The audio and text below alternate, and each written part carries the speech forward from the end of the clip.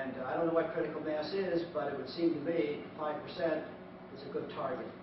15, 20 or more million people ought to do it. And so it's all, but that individual, the point is individuals in small groups cannot prevail against the government. You just can't do it. It's going to take a mass movement. But you want the people in each state. It shouldn't be too difficult, especially in the environment, especially what's happening around us, right? People have seemed to be more receptive to learning about their rights and about what's really going on in government. It shouldn't be too difficult across the 50 states to get 15 or 20 million people informed about these prohibitions and restrictions, about what the Constitution really means, it's meant to mean, and its violations, and attempts to hold the government accountable, and government's refusal to be held accountable, its refusal to justify their behavior, and then aware of the course of action that these delegates recommend. And it shouldn't be too difficult to get them to agree that this course of action is justified under the circumstances, that it's a constitutional, legal solution to this problem. So it's going to be up to you, the people in each state. We've had a session like this in San Antonio and in El Paso and in Dallas. We'll be in Houston. We'll be in Dallas again, much larger meeting tomorrow night in Dallas, and then eventually in Amarillo. And we're having multiple meetings like this in every state. Some 80 or 90 sessions being held like this across all 50 states. And we're asking the people in each of those states, as we're asking you tonight,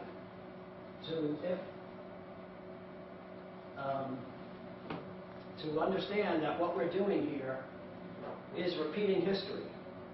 Again, the founders found themselves in the very same situation that we find ourselves in. And they just decided, as free people, to get together to discuss these grievances and settle on some course of action. We need to do the same thing. We need to get delegates from each state together to discuss these and settle on a course of action.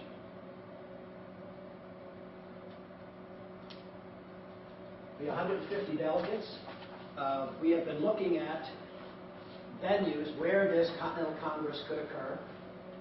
We've inspected and received proposals from various facilities in Philadelphia, in Colonial Williamsburg, in Boston, and I'll share this with you.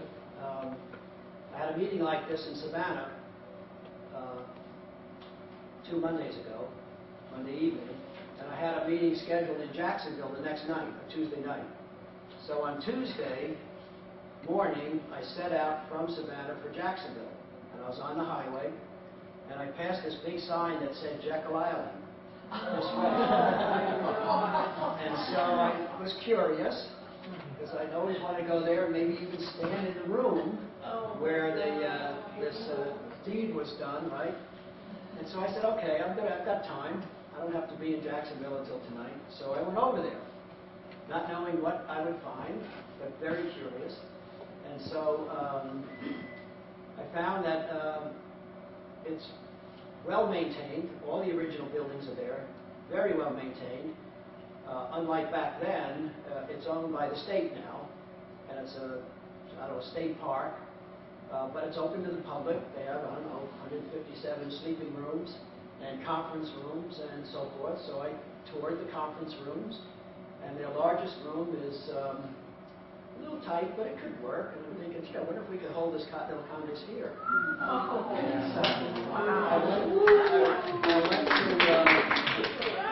So I went to the room, and it was all set up for a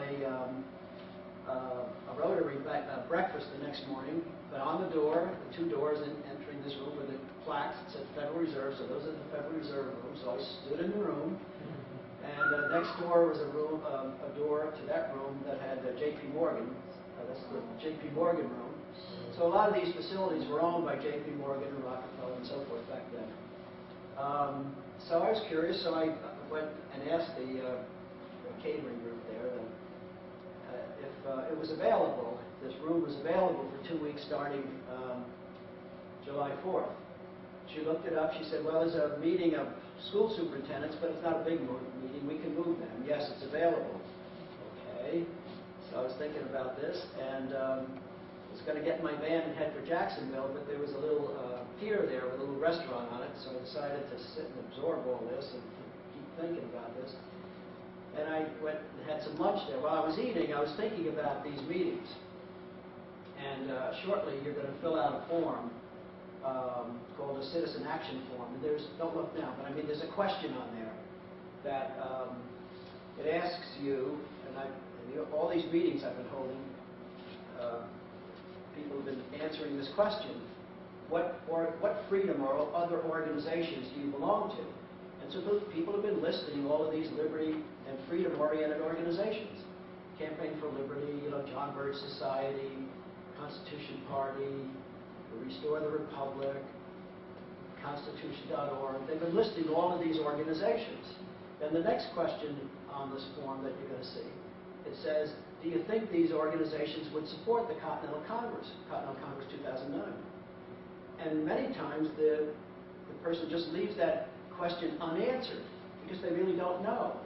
So I was thinking about this while I was having lunch there. I was saying, it really is, if we can't get the leaders of all of these Constitution-based, liberty and freedom-oriented groups together in support of something like this, then how are we ever going to get 15 or 20 million people, behind the idea, right? So I was thinking, I said, I wonder if the leaders of the group, of all these groups, would be willing to get on a train in Hoboken and take it down to Jessup, Georgia, and take a bus ride over to Jekyll Island some weekend in May, simply to help lay out the groundwork for the Continental Congress. So I called Ed Griffin. He was first on my list, and I know Ed. And I asked him. I told him my question, and he said, "Great idea, Bob. I'll get on the train." Then I called Ed Vieira, and he said, "Great idea. I'll get on the train." Then I called Larry Pratt, the head of Gun Owners of America. He said, "Great idea. I'll get on the train." And the head of the Constitution Party said, "Great idea. I'll get on the train." Let me ask John. John, would you take the train ride? John says yes. There's another yes. Everyone I'm talking to says yes. I talked to Rand Paul, and he said, "Gee, I don't know if Dad would take a government train down there." Back then it was a private train, right? But he may come over for the weekend and join you and show his support for the idea of the Continental Congress. So I'll talk to him and get your application or get your invitation off to him. So anyway, we've been talking to these folks, and they're all saying yes. So my guess is on the third weekend of May, we will take a train ride from New York City down to, just for a Saturday night. These trains leave every night at afternoon in New York or in Newark at 3:30, and they travel overnight. You arrive down there at 7:30 in the morning. You have your choice of a coach fare, round trip, $250, or a sleeper car, 2 to a room, for a round trip cost of $500. So it's reasonable. And the trains leave on the way back every night at 6:30. So the idea would be to get there Saturday morning, spend all day Saturday night, all day Sunday, and get on the train and go back to New York.